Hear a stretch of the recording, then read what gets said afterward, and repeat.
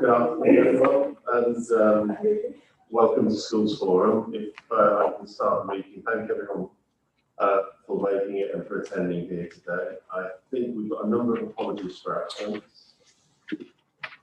Yes, through the chair, we have apologies for absence from Peter French, the chair, from Hayley Walker, from Louise Samways, from John Lake, Lee Hughes, Vanessa Bradley, and Jenny Thorpe. Catherine White is substituting for Hayley Walker and is joining the meeting remotely, as members will see up there. Thank you. I think we're just Cora, which is ideal. There aren't any binding votes today, but there are some decisions which need to be made just in relation to the consultation that are going out and the views of the forum expressed to help inform the local authorities' decisions on those. There are no changes to the membership, to be advised. So I'll just ask for any declarations of interest in relation to the matters that we are discussing today from forum members. No? Okay, perfect. The meeting minutes of the 5th of July. Has everyone had a chance to look at those? Is there any comments on the minutes, or are we happy to accept the minutes as an accurate record of the meeting? Yeah, everyone, okay, that's fine. Sign those. And if I can hand over to Ben, just give an introduction. Ben's use as the Director for Education. Ben, if you'd like to just provide an introduction. Thank you, Chair. Paul, is it worth starting just explaining why Peter's not here? Yes. Do you want to do that? Yes, yes, thank you very much. Because it'd be nice to send from forum our best wishes to Peter. Peter's been diagnosed with an illness, I think with cancer, and he's got an early diagnosis, and he's waiting to find out what that means for treatment and hopefully recovery. So Peter's asked if I would step in as chair, as the vice chair for him during the next few months while he works out what his treatment plan is and how he can cope, and whether then he'll be able to, which we hope will be able to come back and join us and continue in his role. But at the moment he's had to step back while he's working through what his treatment is. So what I'd like to do with everyone's permission is many our best wishes for Peter and for a speedy recovery, and we'll sign and send a card with our best wishes to him if everyone's in agreement to that. Peter's been the chair since the unitary split and was involved not only here in Schools Forum, but prior to that in the NNC Schools Forum, and prior to that he was heavily involved in Birmingham before coming down to the area. So he's been and he remains a fantastic servant to schools and to the local authority Schools Forum, and we certainly wish him our best wishes. Thanks, Paul. There is a card that we will pass around for colleagues to sign before we leave today. Thank you. Hello to everyone. I've met some people around the table already, but there's a lot of people I haven't met. Just wanted to do a brief introduction today and just some reflections of the first couple of months in post, but also what I'd like to try and do with Schools Forum, but with all of our schools and early years providers. Now I'm in post. So my name is Ben Pearson. I started in the middle of August as new assistant director. I've been really blown away by the welcome so far from schools, from early years providers as well, from further education providers, and from colleagues across the council and our partners as well. There is a real will in West Northampton to do things differently and to make a difference. I don't think I'd be underestimated to say there's a lot to do. And I think people recognise that. But there is a real appetite to work together. I'm not sure at the moment people have the capacity to work together. I think everyone's juggling far too many things. And I met a colleague this morning who likened it to juggling lots of chainsaws, and she keeps catching the wrong end. I think I can understand that. But the welcome has been fantastic. It's been very warm. It's been a fascinating start on a very personal level. It's been, I think, 9 weeks now, of which 2 weeks have been during service and 3 weeks have been Ofsted. So I'm hoping that I'm not bringing anything onto West Northampton at all. But so a big thank you to colleagues that I've already met. And it's been really lovely to get out into schools already and to see children in action and to see staff in action. That's the very best bit of the job for me. Be very easy to sit and write reports and look at numbers. But it is really lovely to get out and really see children and colleagues in action and to help understand what some of the challenges are. And I do recognise, and I just wanted to touch on a couple of those this morning. I think there is a real focus that we all need around all of our children, but particularly our more vulnerable children, and especially as we've come out of the last couple of years. As a dad, but also with the professional hat on, I can see the impact that lockdowns and that COVID have had on children and on families. I don't think we've seen the end of that yet. Whether that be isolation of children and the impact on self-esteem and their mental health and well-being, or whether that be across all ages, but particularly in early years around things like speech, language and communication and how children have developed. I was really struck by an early years provider telling me that children are coming in or leaving early years, going into mainstream school now, 50% of their life that they've been locked down. And actually that's really quite stark when you think about it. And it really made me think, I couldn't imagine 50% of my life not being able to interact with other people and not being able to act, as I think we all are, natural social animals.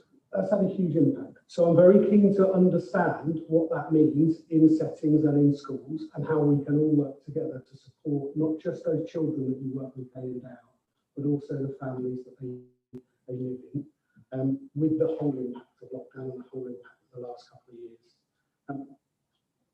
And then the next real challenge that everybody here will know very well, and Fiona and I have talked a lot about since I started here, is around our most vulnerable children and children with additional needs. We don't have the right provision at the moment. We don't have enough places, we don't have them in the right place. We need more support around the whole statutory process around assessing need, and then around being able to provide education, health and care provision to meet needs, and I'm really passionate about that being local. I don't want children sitting in taxis going backwards and forwards a long way. We have a programme, I'm sure lots of people already know, of expanding provisions. We've got a lot more to do there, and of building a brand new school in Tiffield, which will be fantastic, but there's still a lot more to do. And very passionate around SEND, that I have been throughout my career. And that's part of the reason I was really excited to look to join West Northampton, because I can see the size of the challenge, but I can also see there are some real opportunities to do things differently. So not today in lots of detail, but certainly in the near future, I will come back to this group to talk about how we can do, possibly with some ideas, and hopefully how we can do things differently across all ages, and particular focus on those more vulnerable groups. I know in the past, this group has supported some project work that the council has led. I'm very keen that we continue doing that. I think we desperately need some dedicated resources to pull everything together, because at the moment there's quite a lot of disparate work happening and there isn't necessarily that glue joining everyone together. So I am very keen to do that. We've got a programme of work within the council that we are looking to support, and I would certainly love all of our schools and settings support to do that. because I think we can make the differences that we need to make. But I think the only way we'll do it is by doing it together. So from after half term onwards, I will be writing out to everybody to try and arrange a series of events where we come out into local areas, we come to schools, we come to settings, we come to anywhere where there are groups of children, families, professionals, to really understand what the good is in West Northants and what the pressures are and how we build on the good and how we overcome those pressures around SEND in particular. And at the heart of that, very, very keen to understand what we all mean by co-production and how we co-produce, as in the council and schools, but also how we can make that commitment to children and families about how they can be part of designing their future. I think that's the right place for us to start. And what I understand the Department for Education at Ofsted will expect us to do from early in the new year is have that local SEND delivery plan. That's what we need to do. That's what their new framework will say. So I think if we can start that work before Christmas, we will start on the right footing to say this is where we will need to go. That's a very quick introduction. I've tried to come to schools forum and not talk about money too much, but I know that's coming on the agenda. Yeah, no, that's lovely, thanks. And welcome to Schools Forum there. Has anyone got anything they'd just like to ask them briefly before we move into the agenda any further? I think you have hit the nail on the head, particularly with high needs. It's something that's been frustrating for quite some time, and there was a period of a couple of years of inactivity before the new authority formed. And I think, certainly from my point of view, watching over the last 18 months now, there's been a lot of movement and really a lot of activity in there to make a start, more so than probably there was in the previous 18 months. So there's something to build on, but there's clearly a lot of work to do, and I'm really pleased focusing on that. So if everyone's happy with that, then if we can move on to the Dsg monitoring. Emily, would you like to take us through that? Sure. So we've got an update on the provisional outcome position for last financial year, and then an update on the current year financial position. So if I take last financial year, so I think we last brought a reported position to Schools Forum, probably to the main Schools Forum, or even before that. Obviously, first year of unitary close down has been quite challenging. We've had to unpick certain arrangements from the disaggregated county council, and then also some issues with North Northamptonshire Council, and so it's taken us a bit longer than we would have liked. It's important to note the position that we're reporting here hasn't been audited yet, so the auditors haven't yet commenced work on the 2020-21-22 accounts. The legacy authorities for the prior years are still being audited, so when those audits complete, our new auditors will be able to get in to audit this financial position. So at the moment this is provisional and audited, so it is subject to change, sort of pending the outcome of the audit. The overall position across the 4 boxes of the DSG was an underspend at the end of the year of 0.2 million. So within that, underspends on both the school block and the early years block totaling 0.7 million each, which offset an overspend on the high needs block of 1.2 million.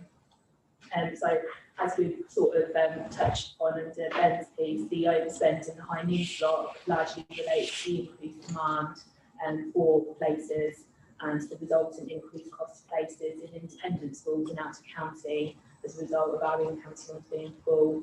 So obviously the capital programme that was agreed at council in February included significant investment to begin to address that, and then recently we've had the new school agreed at council as well to begin to address those issues.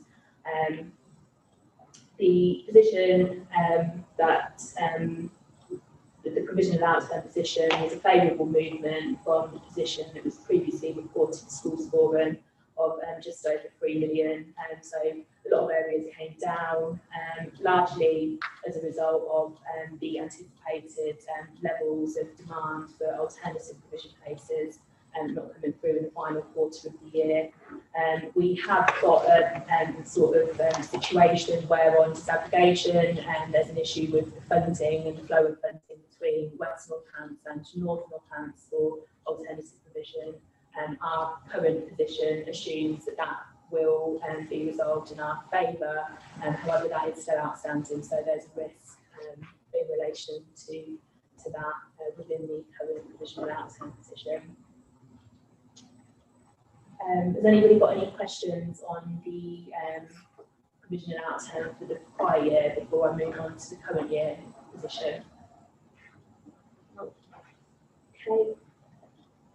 So moving on then to the current year position, the current forecast is an overspend of 0.4 million. This is the sort of formal position that we've reported to Cabinet as at period 3, but we've obviously been undertaking some further work in the meantime, and just to flag that this is expected to deteriorate quite a lot in the Q2 monitoring.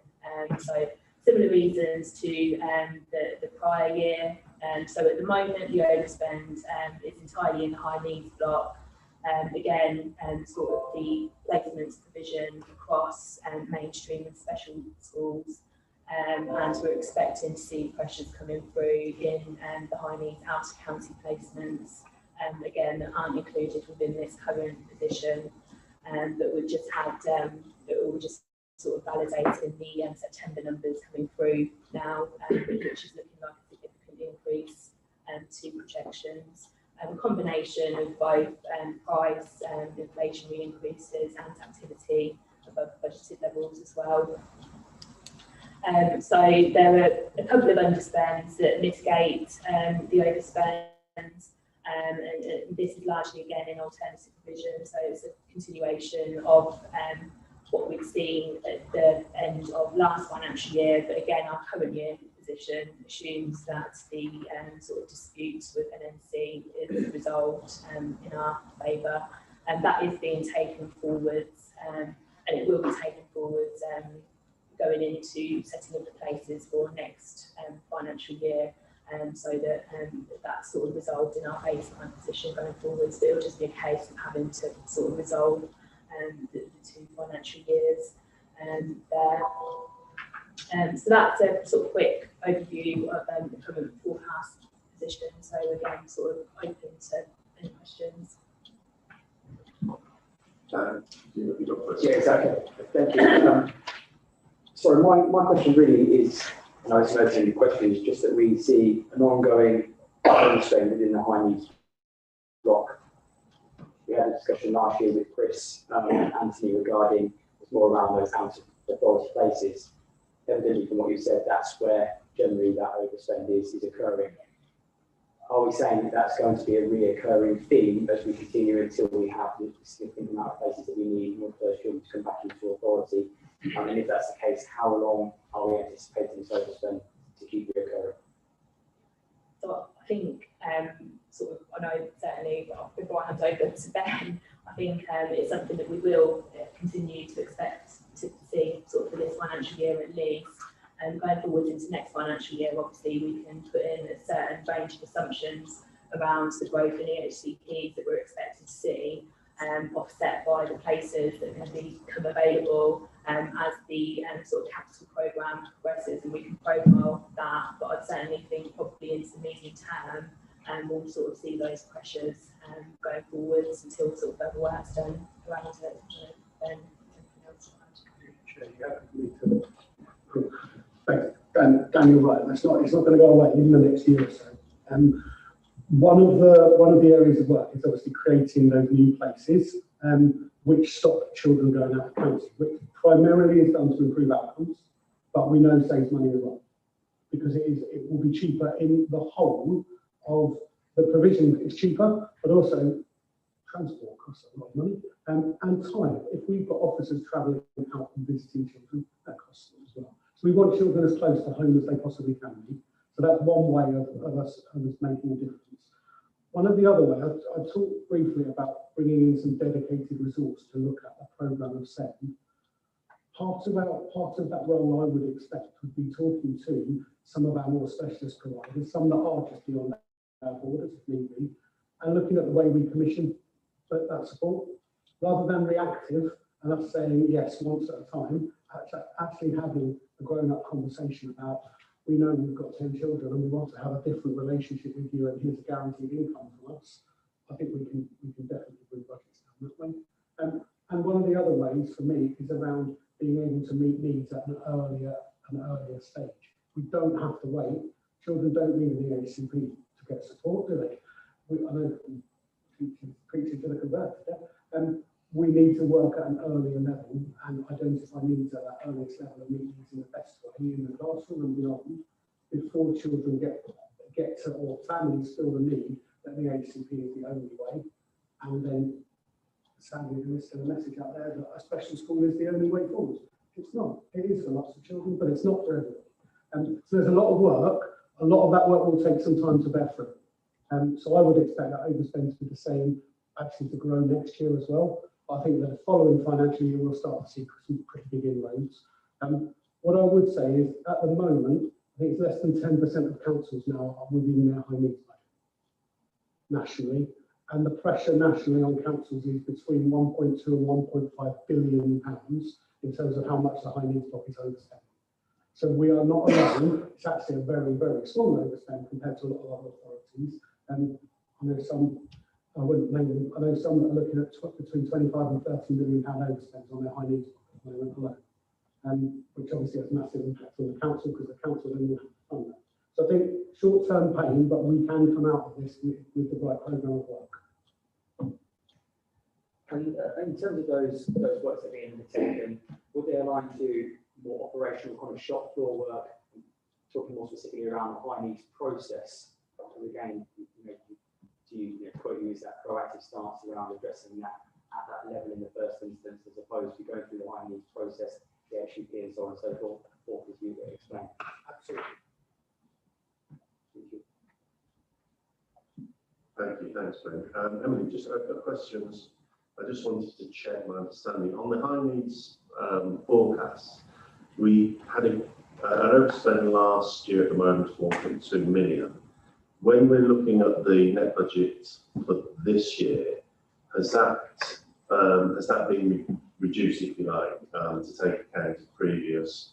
Yeah, so I think there's a line in the budget that is repayment of Yeah. 5 years deficit. Right. Okay. Okay. Yeah, that's fine. That's and we're at 44, but heading north on that. Okay. Have colleagues got any other questions they'd like to ask somebody on this paper? Okay. That's lovely. Thank you. Yes. Yeah. If one have to know from the objective heads. Thank you. Okay, Emily, I think it's you again with Beth on the funding announcements for 23-24. Thanks, Yeah, thank you. This is a standing agenda item to update you on any funding announcements that we have from the DFE. And this forum's announcement is mostly about the schools block. So the NFF is released to us, the National Funding Formula. It's usually announced in July, towards the end of July. And we've had that announced, which affects just the schools budgets, not the special schools or the early years single funded formula, which is given to us in separate announcements, separate consultations. So for the schools block, it's a second part of a 3-year announcement to increase the national budget by 7 billion for schools. We've got, looking at nationally, a 1.9% overall increase. And we do quite well in West Northamptonshire. If we're looking at ours, it's a 2.4% increase overall. So taken together, the funding increases, that means that we'll expect about a 10.1 million increase. The NFF, when it's announced in July, doesn't include small parts of the funding, so it doesn't include the schools block, the growth. So most people sort of estimate that based using a tool that the government provides, the growth funding tool, but we don't get that actual figure until December. Our population is decreasing, we see that in the primary sector, so we've kind of estimated that actually we're probably going to have about £600,000 less in that pot than we had in 22-23 budgets. So although it looks here as though we've got a 7.3 million increase from looking at the NFF announcement, my modelling in the next paper is a bit less than that. I've estimated it at 600k lower. So if you're wondering why there's a difference between the numbers between the two papers, that's why. So overall for the DSG, not including the early years block, which is, we've got an announcement for that, which is the EY NFF, the early years national funding formula. That's a separate consultation that the government has out. I think that closed the 16th of September. Overall, we've got the 10.1 million increase here, and the high needs block, you can see in that first table, it's looking like a 5.2% increase. But again, there's a part within that that isn't announced in the July, then we get it in December, which is the import-export adjustment. We don't get the final import-export adjustment for a year until after the year's closed, the July following, but we base it on what they give us in December. But if we look at what we've had in July, again, it's a reduction. So I think we've got actually a slightly smaller amount to budget on in the high needs block. The high needs block draft budgets will bring to you in December. They don't form part of these papers. And again, the early years, we'll talk about later. We don't get in the early years indicative budgets until December. So that's not announced in the July update. So the other part that we have in here, I've kind of listed the formula changes, the funding formula differences between the years. The government have announced that it's going to become much more national led, so there's much less local flexibility. We've always moved in that direction of trying to mirror the national funding formula. So these changes don't really affect us very significantly. So for example, they've moved it to English as an additional language over 3 years, EAL 3. It used to be local sort of choice, whether it was 1 year, 2 year or 3 year. We've always used EAL 3 so that change doesn't affect us, but it's now locked down to being that. And other small changes like sparsity, we've always chosen to use the NFF calculation, so again that would affect our modelling. There is, I think one surprise perhaps is that the minimum funding guarantee for 23-24 is only 0.5%. So that's much lower than in prior years, but then our percentage of increase in the schools block is lower, so that's to match that. And that MFG, minimum funding guarantee, is one of the protections within the national funding formula. And that looks at the per pupil parts of the formula, and it looks at their increase year on year. So if you exclude the premises costs, the funding for each child has to increase by 0.5% within the national funding formula on a per pupil basis year to year, on an average basis within the school. We have the flexibility to set it between 0% and 5%. And also there's no capping involved in the national funding formula, but we are able to set a cap, which is fortunate because we wouldn't be able to fund it this year if we couldn't, which I've got a paragraph on later in the paper. So largely we're rolling forward what we've done previously but increasing the rate. So the actual structure of the formula isn't changing for us locally because we mirror it. I've listed a table towards the end which shows you element by element within the school's funding formula, what last year's rate was that we used locally, what it was in the NFF is the first one, so then our local formula, and then what the NFF that's been announced is 23-24. We have an area of cost adjustment, so I think that's to do with the kind of property and salary rates locally, so we have a slight increase in our rates compared to what's published in the table in the gov.uk website. The other sort of main area to talk about is the central schools block, the central school services block, which is all those back office kind of functions, and admissions, and that sort of separate area of back office functions, which are detailed in the next paper. And we've seen overall a decrease there, which is because of the unwinding of the historical parts of that funding. There's a 20% decrease in that each year, and that largely has been funding historical pensions and shared services, which are half funded by general fund of the council and half funded by the DSG. And that's being unwound by 20%. But obviously, because we have ongoing responsibilities as half of the budget, so the admissions, they pay for a small amount for the schools for the running of the school. The 20% cut has a bigger impact. We've got pensions in the stock funding block which can't reduce, and by the time we get into future years, we're hoping that will be capped, that reduction will be a floor. So we need to speak to the government about that for 24-25 years. So the notional budgets that are published in the NFF are very often not matching what we're funding because they have a historical basis. So when they're looking at their minimum funding guarantee, the sort of increases year on year, they have a slightly more historical census basis. It's not the one that we actually use. So we haven't printed those in our papers here because we moved away from them. So as well as having that difference in the census basis that they're using, because we took a larger top slice last year to fund specialist services, we've moved even further away. They're just not comparable to what we're doing. So I haven't used those in the name to compare to. But whiz through that. Are there any questions on the announcement? Before I go to questions, there's one thing which I think it's worth mentioning is I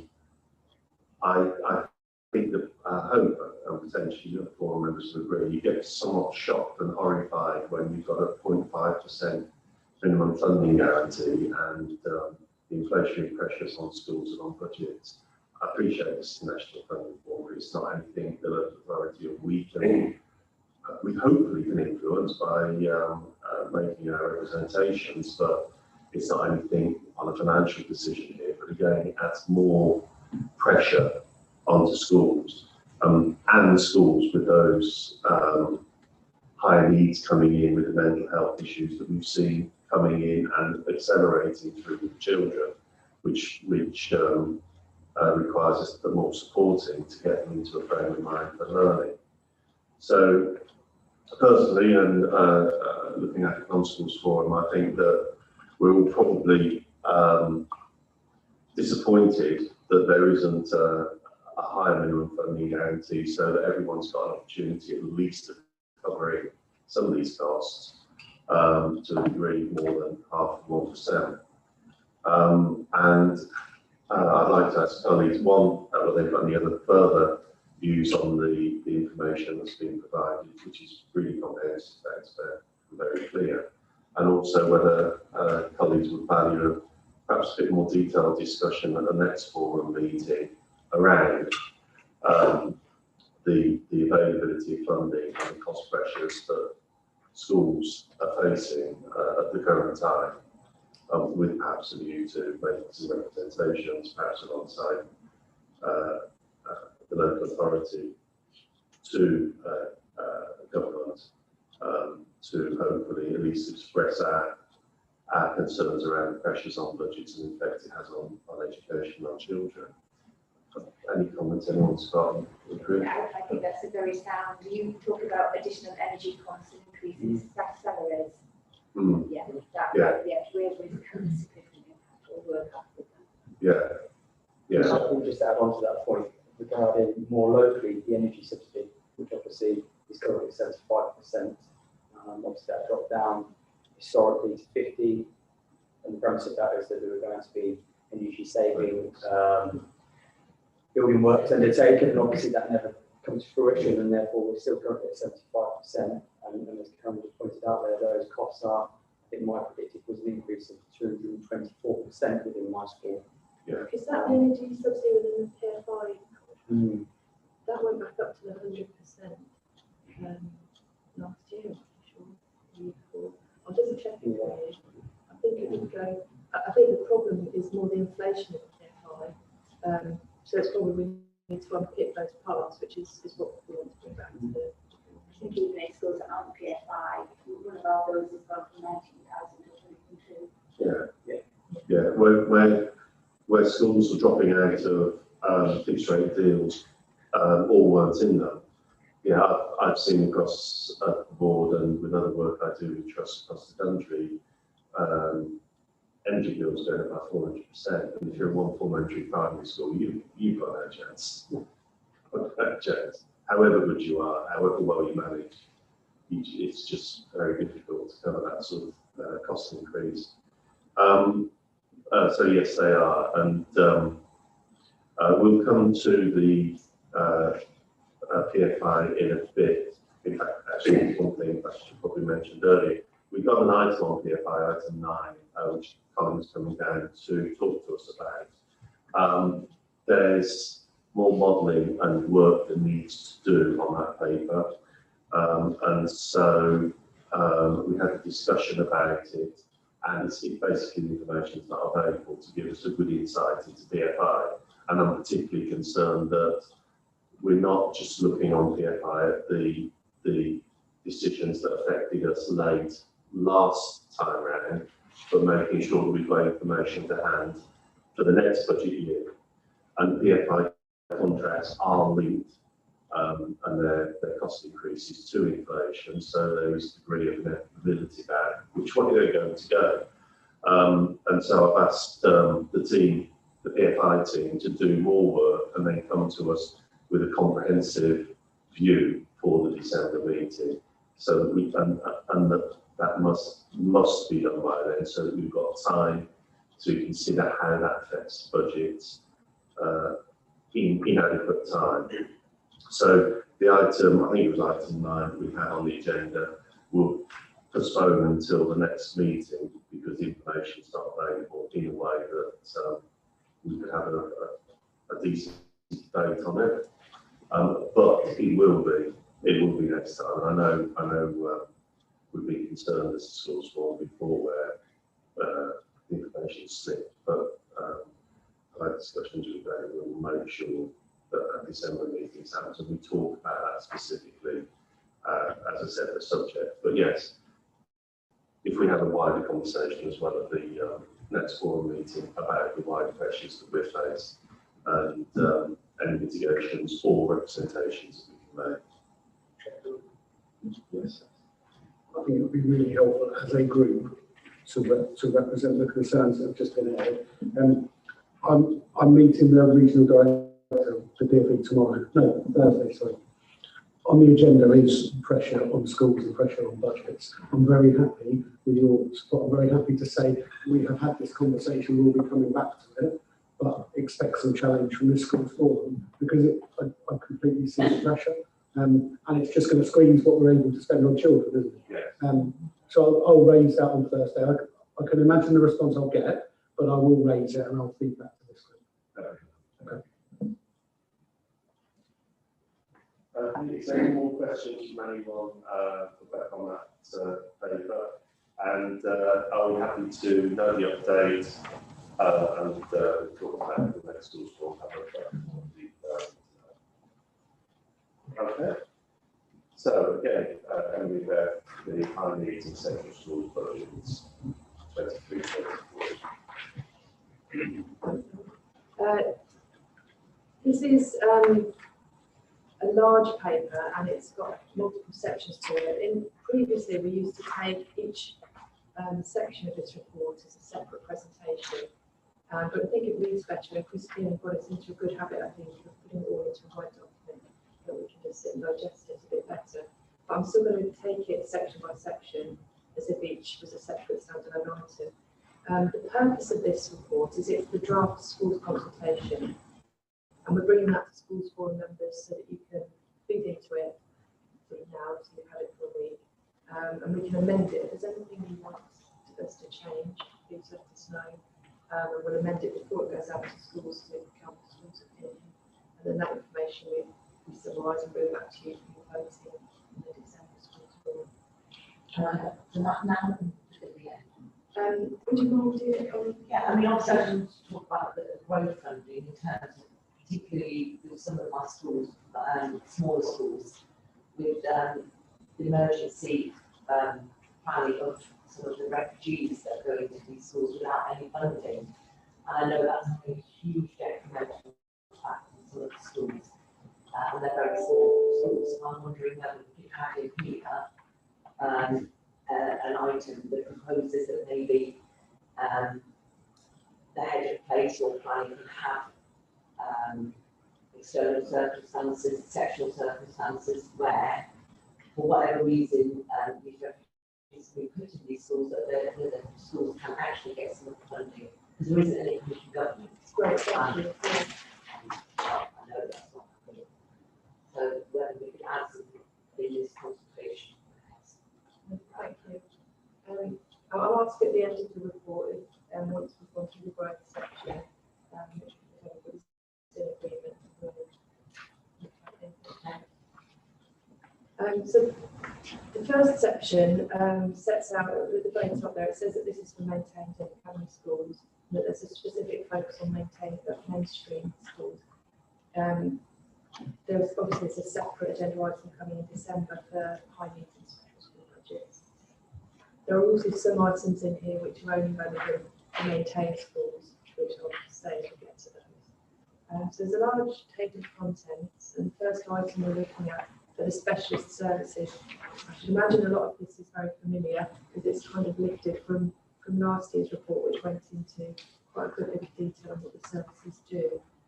I'm not an expert in what they do, so I've reused last year's explanation, but we're only offering two options here. Fairly simple, try to keep the amount of detail in the tables in as simple as possible, because I think it was quite confusing in some cases last year with the number of tables. We're looking at either continuing the service as it is, which would require a top slice, including inflation, of 2.2 million. So this year it's been 2.1 million. And that was slightly above the allowable top slice of the schools block to transfer into the high needs funding area. So we're allowed to transfer 0.5% top slice of the schools block, and it was 0.67%, I think, that we had to ask for. That requires, because it's outside the 0.5%, that requires a disapplication form to be sent in to the minister, and the minister has to approve it. We were able to do that because the consultation responses and the schools forum just voted for it. We're in favour of us doing that. And the aim of doing that top slice is that it means all children, no matter where they are, which school they're in or academy, can access those specialist support services and sensory impairment service. So option one is to continue that process, to request again the disapplication from the minister to allow us a slightly higher percentage top slice to keep that service accessible and available to all children as and when they need it, without impacting on the schools' budgets and individual school budgets. The second option is to keep the sensory impairment service done by that top slice, but that the special support service would be bought by schools at the point of need. So that would be from their individual school's budget, the ISB, the school's budget, and they would have to purchase that service, hopefully from at some point from a West specific service. But at the moment, that service is, I think, led by the Partnership Council. So there are just two options, which is kept, unfortunately, the number of tables I've had to present on this to a minimum. There's some detail in here which is from the service leads to say what sort of level of use, what the work is that's done by the team. So that's obviously updated for this year.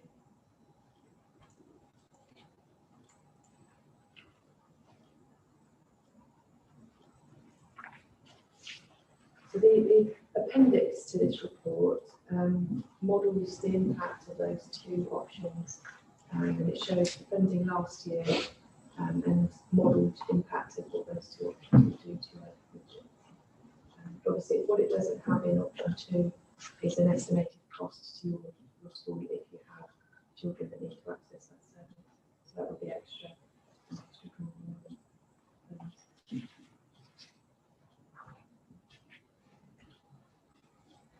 questions on that item?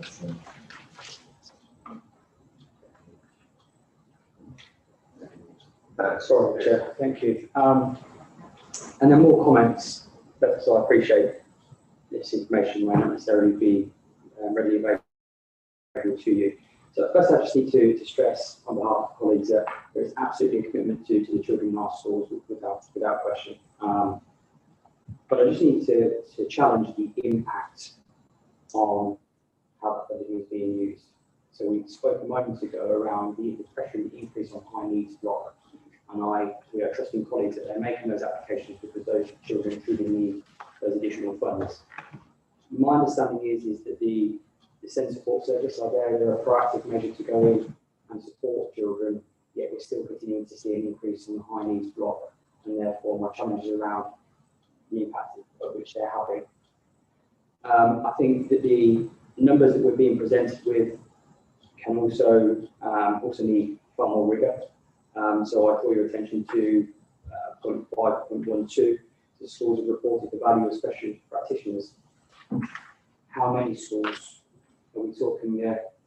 I think what would also be really interesting would be to know that the point above is directly teach additional core curriculum, sign language, auditory processing, etc. How is that broken down to each of those subcategories? So, for example, is there more direct teaching for sign language over social and emotional well-being?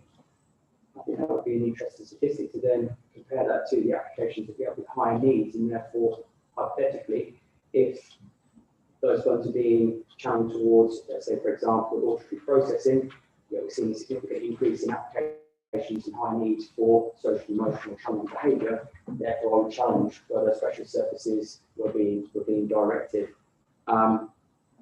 Obviously, there is a question here put to schools board regarding option 1 and option 2. And I come back to my initial point around we're all absolutely committed to the children in our schools. But with the pressures that we just spoke around in terms of energy costs, staff, in terms of staffing costs and so on and so forth, yet we're being asked to agree an additional 0.18%. And that's fine if we are confident in the impact that those services are having. And therefore, for me, as a representative of it, it's my, I have to challenge that and ask for that information in order to make an informed decision as to whether we are able to agree that forward. I think what would also just to put on there as well is around the increase of high needs EHCP applications, just to see what that's like over the last 12 months, linking to that kind of proactive approach from the SEND support service. Have we seen those numbers decrease or not, as the case may be? Great, thank you. Yeah, I'll take those away and try and get the. Dan, I think you're absolutely right. This is a lot of money, and we need to understand the impact that it's having and making sure it's in the right area.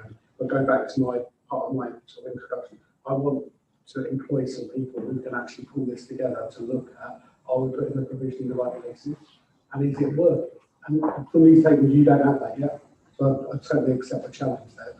I will go back to our specialist services colleagues, and I'm happy to pull that together. What I would say, the sort of counter to that for me would be, my concern is if we didn't do this top slice, that these children wouldn't get this support. And particularly for some of those really, really small schools with where budgets we know are suffering, budgets are tight in all schools, okay. But when there isn't that flexibility and there aren't those economies of scale, my worry of not providing this centrally is that children will lose out. That's my honest worry. But I absolutely accept the challenge. We need to do a bit more to translate and to express this is the impact that this is having. What I'd like to be able to do is sit here next year and say, but we know demand's slightly higher in this area, so we want to prioritise that area and pour more funding into that. We don't. So I'm happy to bring that back to a future meeting. I would recommend that the service lead for that area comes as well and talks about the impact that they're having. I said my view at the moment is doing this centrally gives us the best chance to ensure that those children can get that support. But I accept the challenge, and we've got to make sure it's fit for purpose and it's cost effective.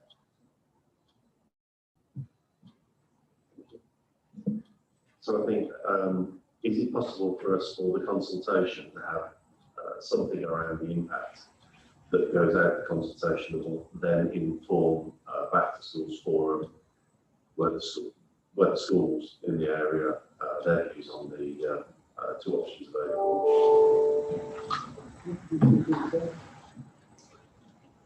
Okay, any other questions on this section of the report?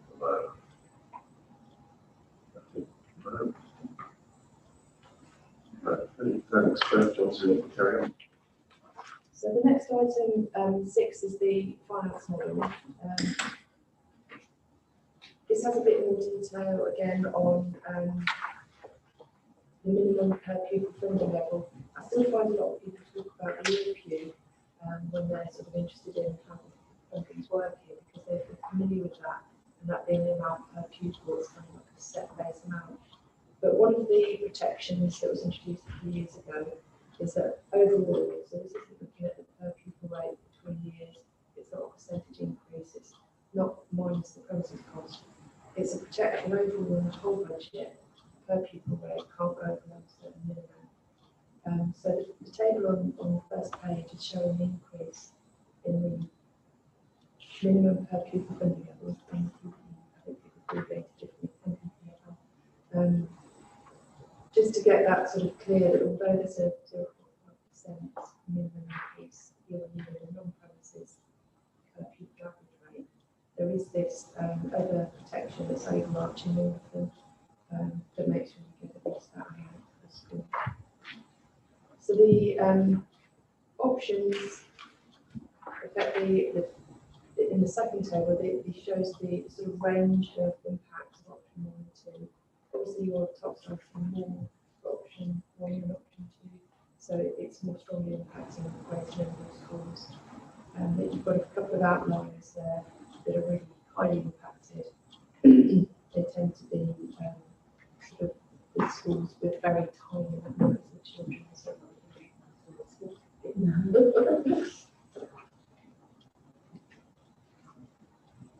kind of discussed that. So onto the split site funding policy. This has to be applied equally to academies and maintained schools. It's just a rolling forward of the previous policy. There's no significant change, but it has to be agreed each year. It goes within the year. So it's got the criteria there and the amount that's paid. That really changes. I've been doing this for 11 years now, and that's been the same policy for that length of time. And I haven't seen new schools added to it, but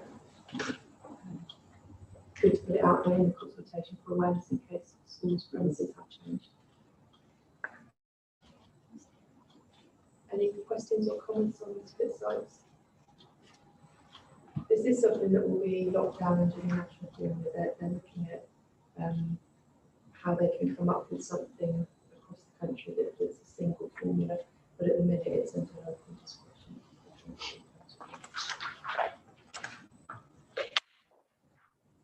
Moving on to the growth fund policy, again this one applies equally, affects equally academies and maintained schools. The growth fund policy is a top size to the schools block. It's there for schools who don't fit into being a new and growing school. So if we have a new and growing school, there's a specific criteria for that. They have to have been built in the last 7 years, and they have to have year groups for which there are no children currently in them. And if they fit into that new and growing category, we would then add in weighted numbers, which also discussed in this section of the paper. What that means is that we know there is a class working its way through each year added on, and so we add their numbers into the September formula funding calculation. The growth fund policy is funding growth outside of that where they haven't been able to fit that criteria, but we know they're going to take on an extra 15 or an extra 30 pupils into a class, and obviously therefore we have to have an extra whole teacher, or whole teacher, an extra half TA, a teaching assistant, or a whole teaching assistant. So this is just looking at that policy, and also so you might have in year, it might not be through sort of plan grade, it might be a sudden, I think we've had this in quite a few years, or all of a sudden there are late applications for after the closing date, but you still have time in place. services, I think, I'm talking about. That's why It's a huge, huge numbers, yeah. and a very small school, and the impact that that's had on maybe 5 or 6 or even 10 children. So only coming within that huge on that school. Yeah, that's right. I mean, we're expecting with the refugee children from Afghanistan, from Ukraine and Afghanistan funding, that will be followed by grant from government, but we still haven't got that confirmed, and there's sort of doubts about whether it will flow through for some of those So could there be a clause in there then that allows the local authority Yeah, to support those schools that are having that need? I don't know. You put that in So consultation. this is, this currently it's unless they're 15 of a pound people admission number, they wouldn't qualify as further funding. But I think what you're suggesting is if there's any, we could add in a clause that allows the place planning admissions head to put in placement and support those when the government funding doesn't follow. I think that would be a good idea with the refugee children, so they can, and they also come in with significant needs and support needed in many cases, particularly around I completely agree with you. These children are escaping horrors that we can see on the telly, but we don't really know, do we? So I think having the right level of support, especially as soon as they arrive, I think is absolutely right. So some flexibility around growth for us to be able to respond to that, I think is the right thing to do. I'll add in some words to that effect. I think we also need to make sure there's no duplication of funding, so sort of something along the lines of being able to pay it ahead of it arriving and then not duplicating it. And if a government grant were to come, we would obviously change the way we respond. But I think we should have a safety net. We have it.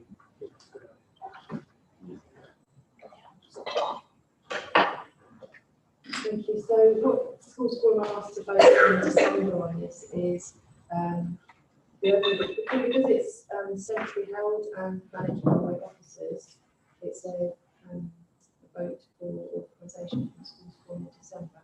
So anything central is the decision of the whole. Anything central then is a decision of the schools forum members.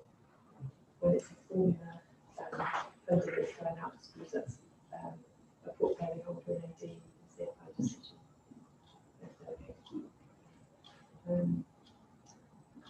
So could we ask to vote on the places there for the new schools where they've got a year being added,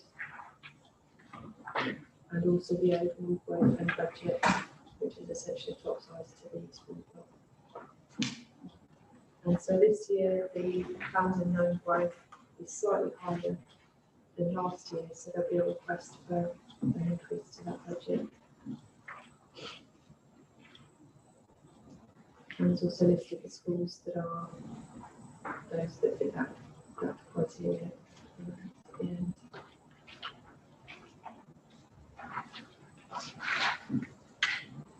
So are there any questions on those weighted numbers or final parts? Sorry, I've got a question. This might be a really naive question, so I apologise. The table 9 could reduce the growth from 23-24. Those schools, is that just a reoccurring, again, I apologise for the question, are they just reoccurring year on year, or does that come to an end at some point? They do come to an end, and some of them have come off and some of them have added on. Right, okay. And it is about, sometimes you get a bulk, if you've added on a whole other classroom in reception, then each year it works its way through and at some point it becomes full.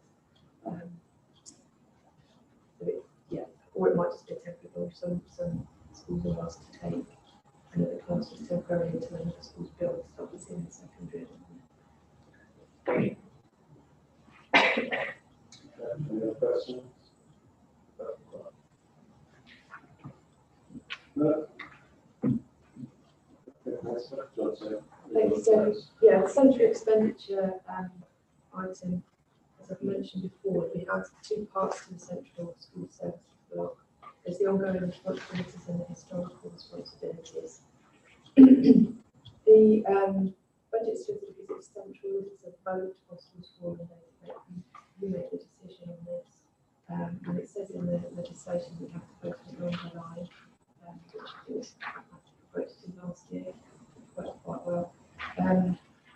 So the historical commitments, because of the 20% reducing budget, are being gradually shifted across to general fund and sort of more like that medium-term revenue plan, how that's structured for the council's plan. So this is an unwinding of historical services, and this is the suggested movement from 22-23. The known inflation, the salaries and other areas, then the move to general fund, the unwinding of the historical block, and then where people need to be for 23-24. Obviously 24-25 is going to be a bigger challenge because you can't reduce the historical teachers' pension costs pre-2013. Then there's the ongoing responsibilities, which is that small budget for schools forum, the admissions team, that's a significant part of this block, copyright licenses, which again we don't have any choice in really, that's just difficulty. Then there's the ex-ESG retained LO duties for schools. That hasn't been inflated, we've managed to keep that down, but unfortunately we're going to have to add the relevant inflation to that this year.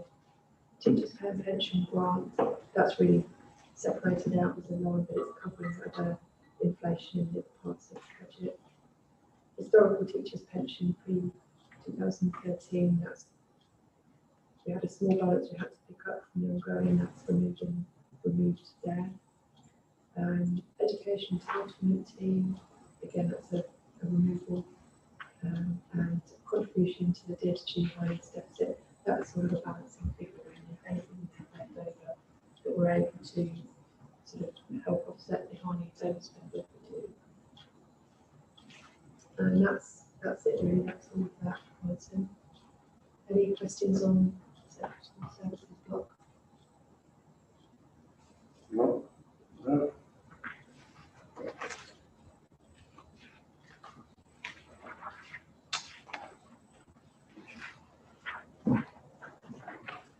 So the de-delegations item, these are top sizes to maintain schools only, and they have to be voted in and agreed by the maintained school forum members.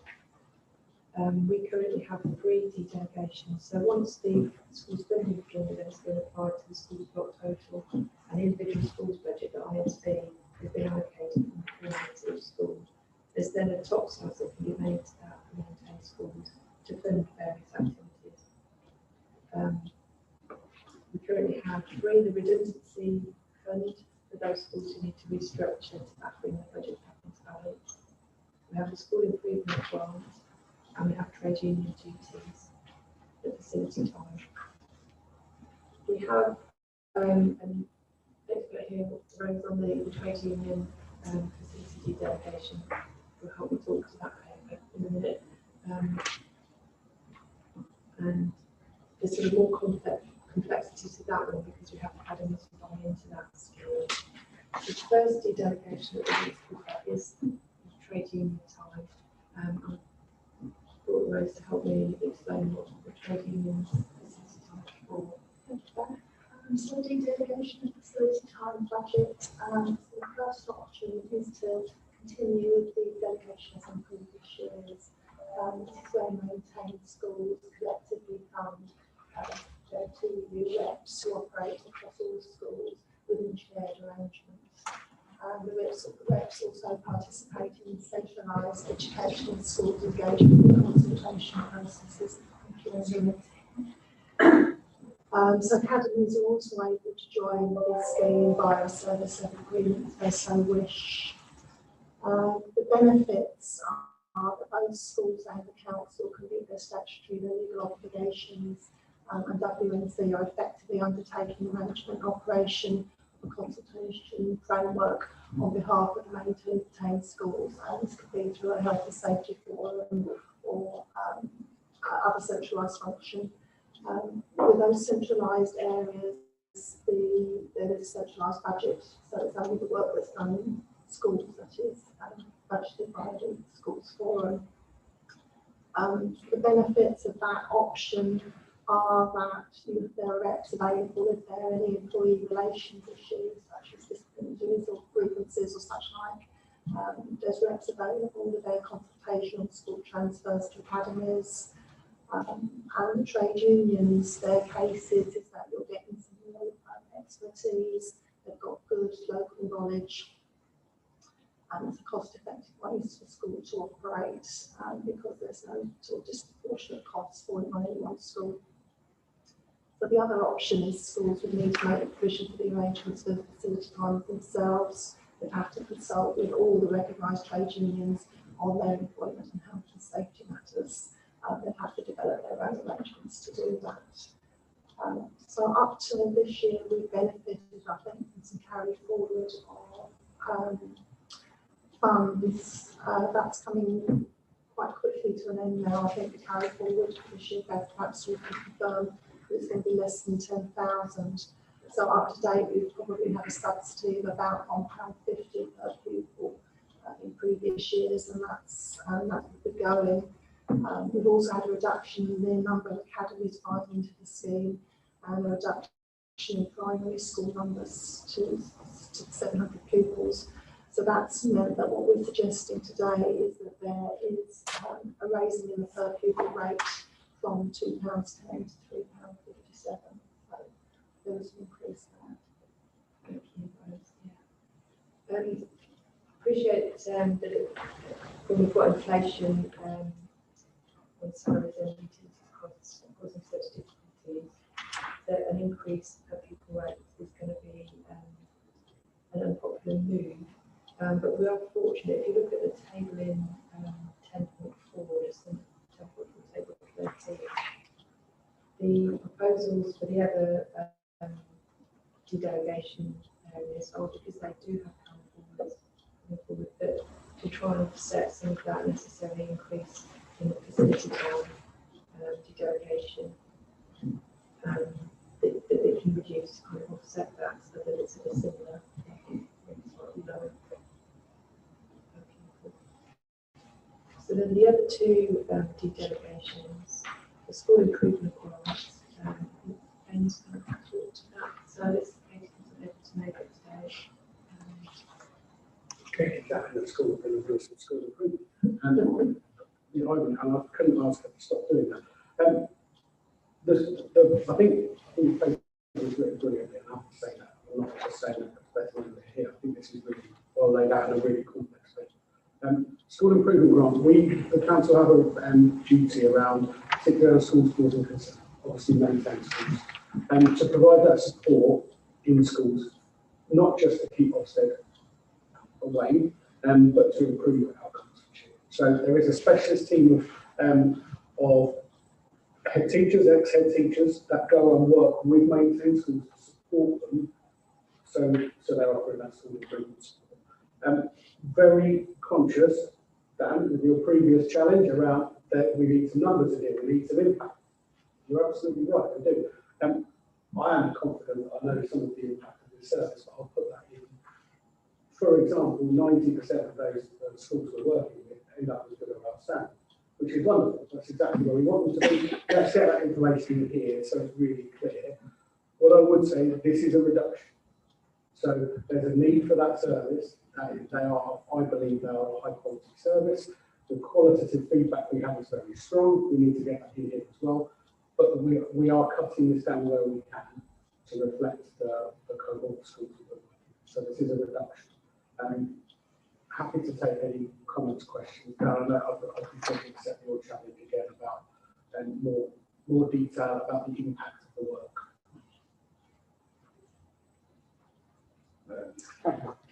Okay, I think the first thing to recognise is in terms of kind of net costs, that actually take on board your point, it's actually net is a reduction across the delegation pot. So I think that's the first thing just to note. I've also got several points really. First one is around the trade union duties, and I understand it was going to be covered.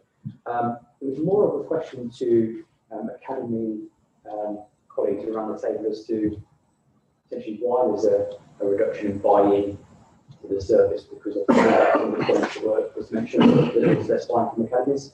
didn't know whether that was, are those services being internally recruited or? Yeah, I think so. Certainly from our academy's experience, there's probably a couple of areas. One, with the larger multi-academy trusts, they will have their own facilities, or they will have moved away from the tour and have alternative mechanisms of informing and communicating with staff and negotiating, and have local forums where they do that more done through national agreements. And that's another area that I certainly have seen looking around the country's different academy trusts. So they use slightly different model. I think the one area that is quite difficult is because there have been less pupils now because of conversions into academies, then you have got effectively a smaller pool. And I think that is quite concerning because that pushes the costs up. And I think it's the de-delegations, the arrangements for facilities time do have a valuable purpose. They have an absolutely valuable purpose, but perhaps with the consultation, that there also needs to be consideration of, are the remaining schools that are buying able to fund the costs over that smaller pool, or would it be more appropriate perhaps for the unions to look at the level of support that they've got there, which is covering a far higher pupil number, and see whether there's some degree of rationalisation that could help narrow that gap, because it's a massive gap.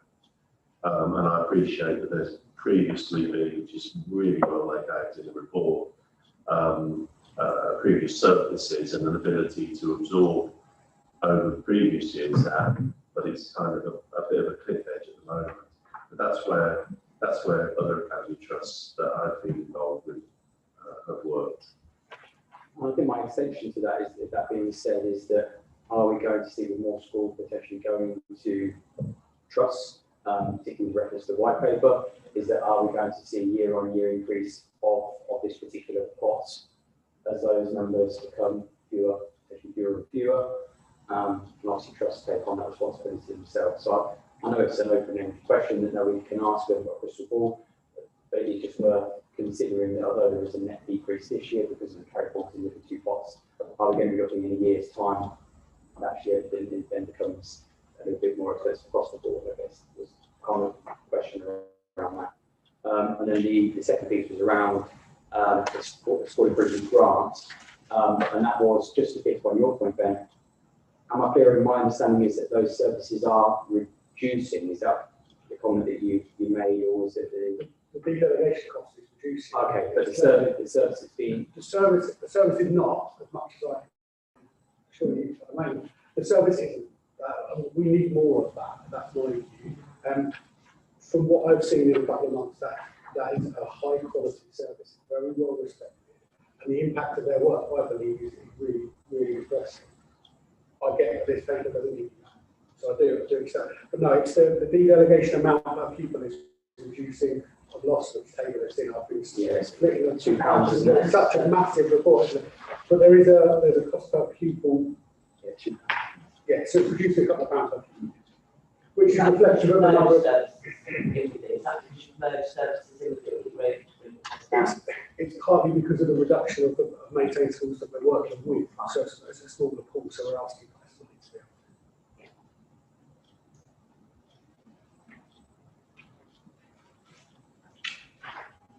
Thank you, Ben. The third de-delegation is the redundancy part for maintained schools who are facing either an in-year deficit or a deficit over a 3-year term of their medium-term revenue plan. And there's sort of restricted criteria there to be able to access that. And this is just rolling the same policy forward. It fluctuates, it's very variable, and the costs that are required for that depends on the size of the school restructuring, how long those students have been working in all sorts. So it could be 10,000 for one school, it could be nothing for another. So it's quite hard. At the minute, we've got 2 in the pipeline that are likely to be applying for that, but we haven't had any so far this year. So given we've got a carry forward, that's reduced slightly again the rate for 23-24. So we have the consultation questionnaire at the end, and I think that's the end. Better Phil, I should know this, and sorry because I should have asked you before. Just on the redundancy, that's not redundancy because the school decides to change their structures and make some people redundant. That's redundancy because of big structural change, isn't it? It's changing forms of entry, it's shrinking. It seems outside of the school's natural control. Is that right?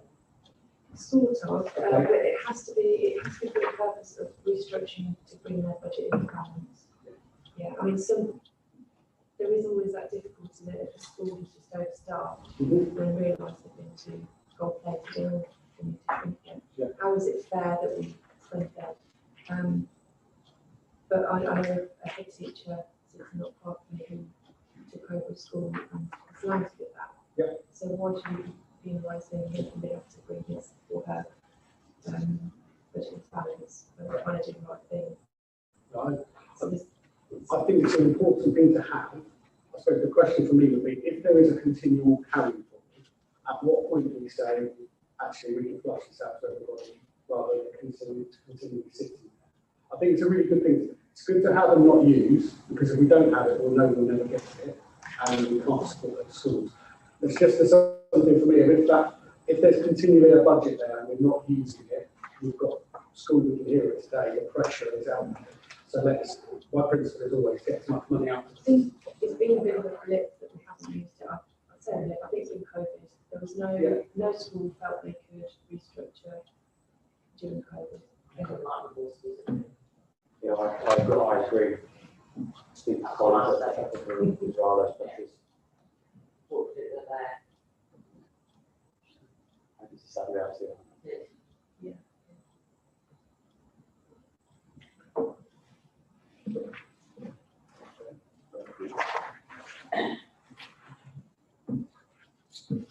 Thanks very much, Ben. Are there any more questions around those areas and around the consultation? I think we've got a couple of notes that we've made, potentially around, as we just discussed, the trade union, and earlier on in the paper, that trade union delegation, and whether there's an option to be able to look at the resources that are going into the facilities time, and around the growth fund, where we were looking at making sure there was consultation on using the growth fund as well for refugees coming in. Is there anything more anyone wants to raise on consultation? We'll then go to the vote of the next meeting. Really, Chair, I think there was also the suggestion of, if possible, including some more contextual information in the consultation document around the impacts of the school improvement grant and special services. Yeah. Perfect. Sorry, just for the purposes of the minutes, and I'm acutely conscious of how non-specialist I am on this subject. If you could just unpack slightly your comments about the trade union facility time one, just so we have it recorded. Yes, yeah, and that is just predominantly around the trade union facility time, is whether the trade unions had the opportunity to look at the level of resourcing they're putting in, given that there's a lower pupil base with which to recover it. So essentially, the trade unions provide very valuable service to staff, and what I would hate to happen is that we're in a position where it's not necessarily possible to fund a big increase from the 210 to the 350 in one go. And I just want to make sure that they're absolutely clear this is the level of funding that's needed for the smaller base of staff, basically, and pupils that are being supported by the trade union. I would hate to see us pushed into a decision that was trying to do something that the maintained schools couldn't afford, without just making sure we explored that avenue. We have sort of looked at mitigations to that, but if we do have to consider it isn't approved, and we could put something more in the paper around early rates and what that would mean. Yeah. We have talked to the reps about whether they're, because it's when you can balance the budget for reducing the days that they're planning. Yeah. And so that there's that as well, but there are other mitigations that try to sell it at the selected cutting the small. Yeah. The main stuff. Super. Shall we move on to item number 8?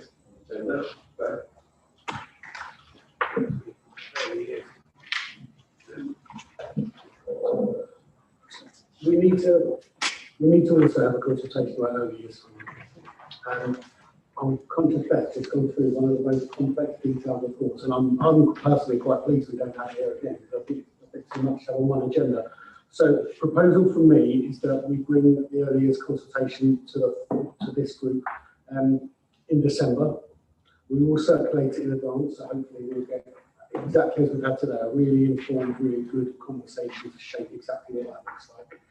With a view to go out to consult. We can't consult in December and then over the Christmas period. It's the wrong time to do it. Go out as early as possible in January and then come back to February schools forward to make that decision. Now, I'm very conscious that is late. We could do it later. I wouldn't want to ever do it later. There's a couple of reasons behind that. A, it gives us the time to get the consultation right and inform exactly what we're doing. Fingers crossed, we will know our settlement by then. We might not. That could be later in December, couldn't it? The 24th, so about 4:30 in the afternoon, possibly. But it gives us the opportunity to have a far more informed consultation and a far more accurate one. I'm very, very conscious that everything we've talked about today with the pressure on schools is being felt in early years, and sometimes that pressure is far more acute. With very, very small providers, and sometimes 1 or 2 people that are provided, we've really got to make sure that what we're doing with early years is supporting and protecting the early years sector, because we desperately need it. So I think there's some more modelling for us to do, and then we come out. The other part of that is around what we do with inclusion and how we work that inclusion on in early years.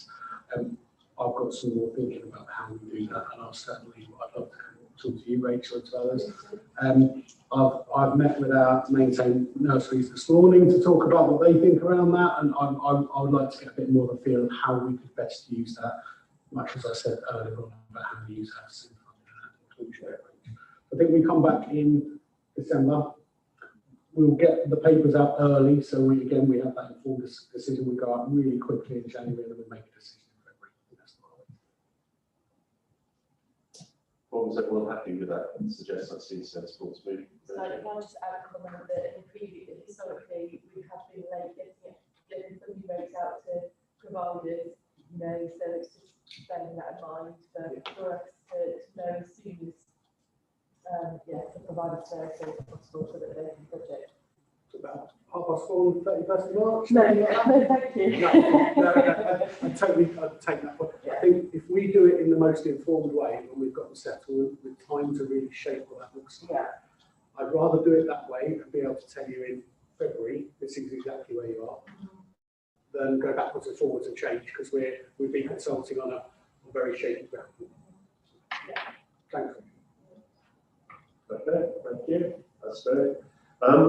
We talked briefly about the PFI update. Unless Ben's got anything to add at the moment, but it was more around bringing that forum at the next meeting, which I know there'll be a keenness to discuss.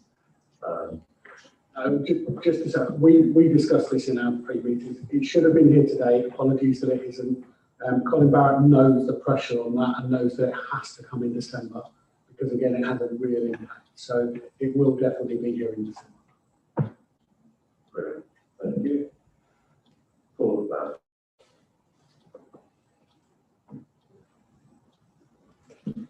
Chairman, is to see a standing item. Clearly, as has been mentioned earlier, there are a couple of items for the December agenda is going to be quite big generally. There are a couple of items for decision relating back to the consultations presented at today's meeting. There is going to be the consultation proposals on early years, as just detailed, and a couple of items that the forum have selected to take at that point. So the wider discussion about the funding environment, scope to mitigate pressures, and the PFI update. Okay, thank you. Members, is there anything else that you think needs to be discussed other than the areas that we've got planned in the plan for that meeting? It is for the next couple of meetings, actually.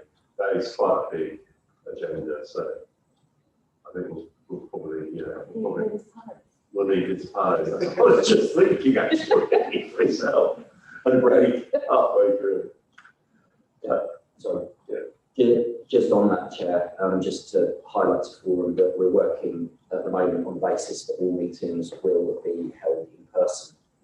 Clearly, the forum, unlike local authority committees, has the option of doing online.